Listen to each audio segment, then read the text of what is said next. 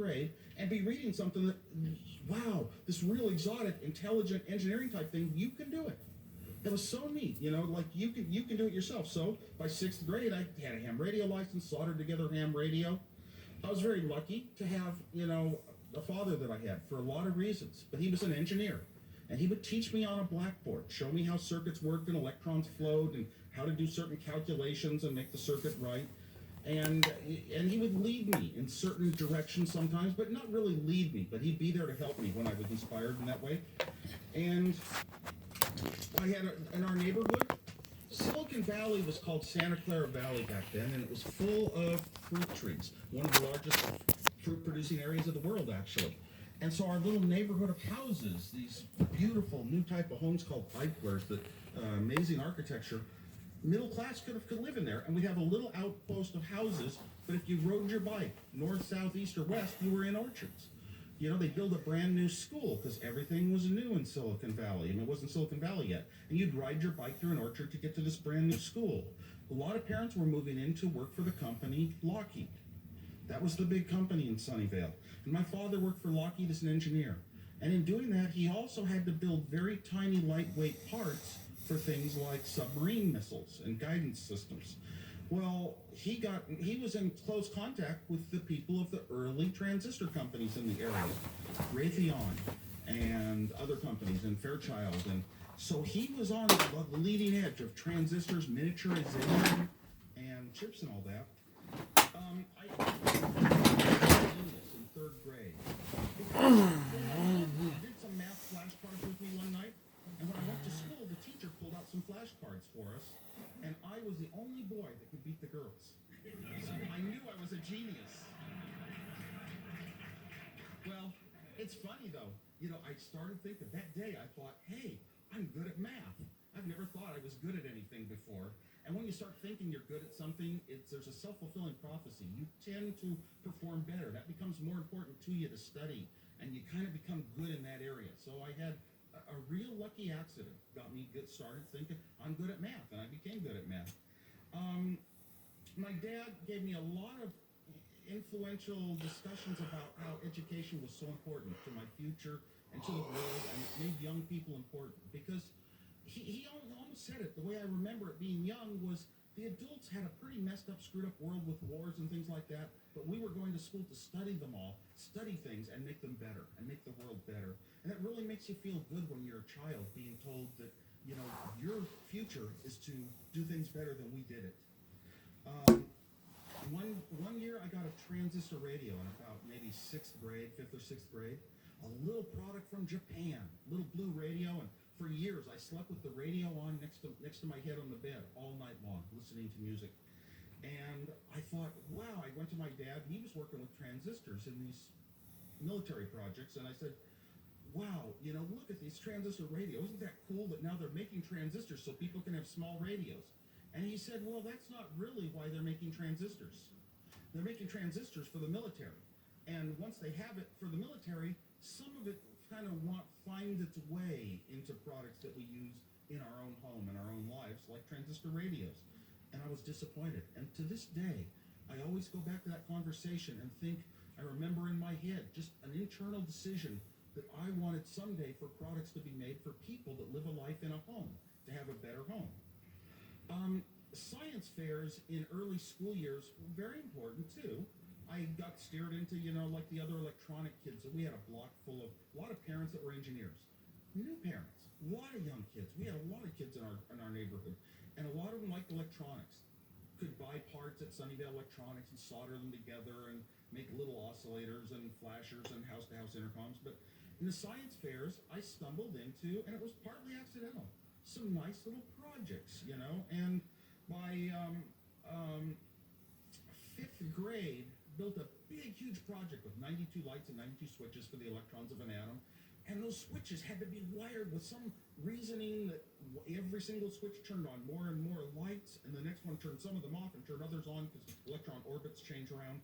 And I had to learn about diodes, a smart device, something that knew to send electricity one direction, but don't send it back the other way through the other lights.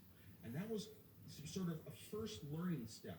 Most of learning goes step by step. You try to, if you know something really well and you try to teach a young kid that point, but it's above his cognitive development, step by step, they don't learn it.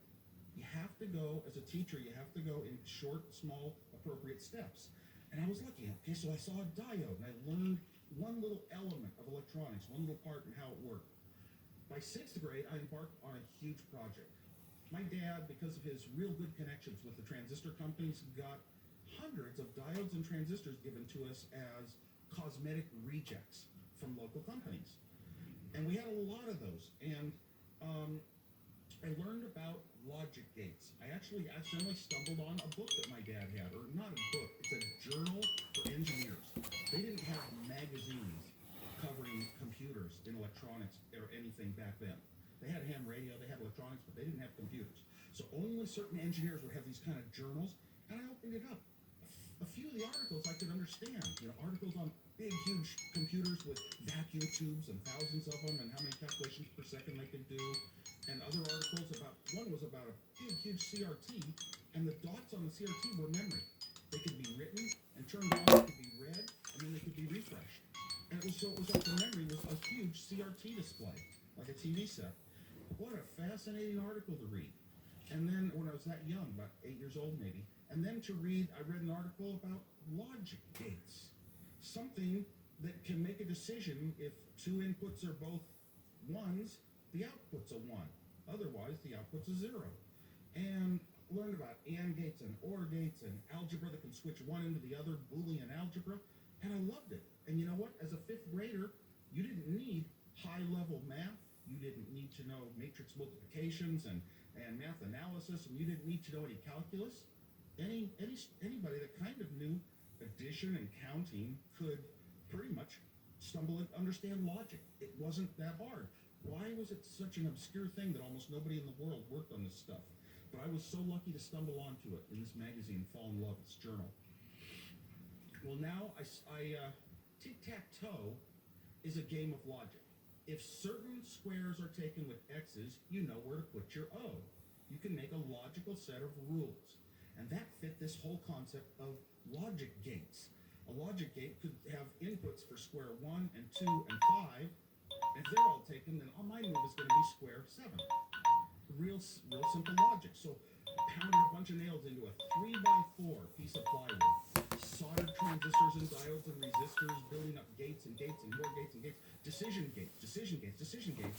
And built a tic-tac-toe machine that was just huge and immense.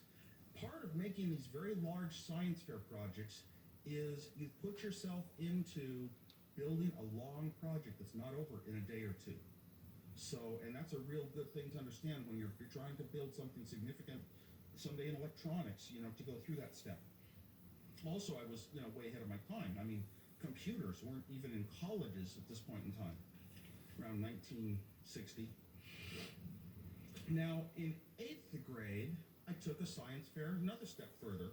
I took hundreds of these little transistors and put them on a little board, a little tighter, and made binary adder. Binary is the mathematics of computers. Switches can have 2 positions, 0 and 1, up and down, high voltage, low voltage. So I made 12 switches in a row, or 10 switches in a row, that you could toggle in a number, like 100111100. It's a binary number, and it equals 89 in decimal. And you could toggle another number in, up, down, down, down, and that number is equal to 100 in decimal. And you add them together, and a bunch of lights come on. And you look at those lights, 1, 0, 0, 1, they're on or off, on or off, on or off. And the answer is 189 if you look at a chart or you do some figuring.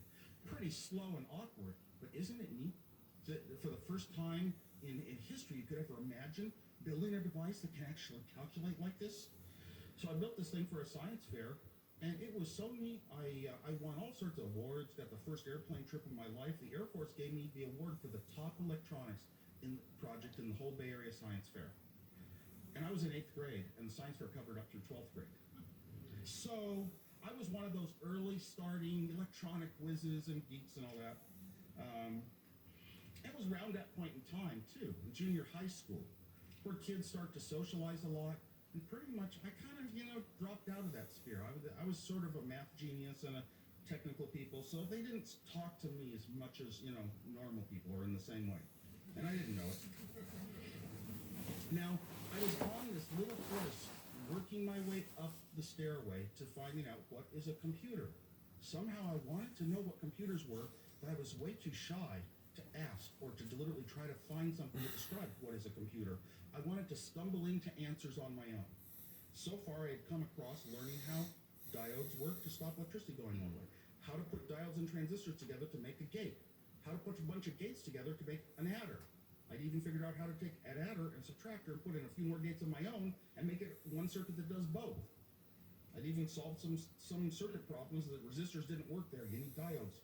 And so I was working my way closer, but I still didn't know for sure what a computer was. I knew it was a magical word.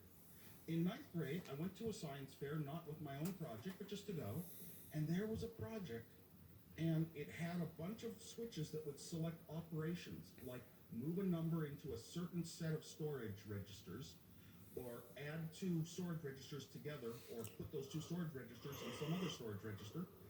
And it had a motor, stepping motor. And the motor would go choop, and some lights would flash, and the first set of switches, that instruction would get executed, whatever they said to do. And then the motor would go boop, and number 2 would happen. The motor goes to 3, 4, 5, and every once in a while it could make a decision if the number was positive or negative, for example, and the motor would reverse and go back up to the top. So I learned. That was where I learned. A computer does one thing after another, after another, after another, in order. Okay, that is cool. So I can design some logic circuits that do one thing, and then they decide to do something else, and something else, and something else. Again, I was getting closer to, in my head, to what a computer was. And that whole period took years. So we slowed it out. When I was doing lots of other kid things, in the neighborhood, we had a lot of fun. We ran house-to-house intercom lots. We started, putting in microphones and buzzers and speakers, and we ran wires down to the end of the block to Bill Werner's house, and over the light poles, throwing it over like a bolo kind of. We got it across the street to Greg Angel's house, and we ran it all the way up the fence, stapling. I don't know how we got away with stapling these wires in. They worked into a fence, a wooden fence, all the way up the block to Stephen Delator's house, and over to Bill Fernandez's house halfway up, and that was kind of a really neat project. I remember it meant so much to take ultimate care and draw the straightest lines I could with colored pencils and just draw such perfect diagrams of my designs and what they would look like and all that. So that was a big deal to us. Well, at one point, the house-to-house intercom stopped working. And so we walked along the fence, and there at one of the houses, this guy had cut the wire in about 20 places. And to kids, you just sort of think it's a fence. I'm just running a wire on a fence, and you don't realize there's all sorts of properties. People own properties. So we redid the wire on the other side of the fence. So we learned about property rights a little, and another good experience. Just building your own little projects like that. House of Intercom. I went up to the backyard once where the wire came in, and I went out and hooked up a speaker, and I was going to hook and a Morse code key, because I knew Morse code from being a ham radio operator, and so did my friend up the block had taken the same class. He wasn't a ham, but we were going to send Morse code to each other, and all of a sudden I heard him talking. I listened to the speaker real close, and he was talking. I said, "Hey, Steve, you hear me?" It's Stephen Delator. And he's, "Hey, we can talk." What a surprise. A speaker can be a microphone. One of the neatest ways of learning is when you just learn it on your own, and you don't have to read it in a book. So in junior high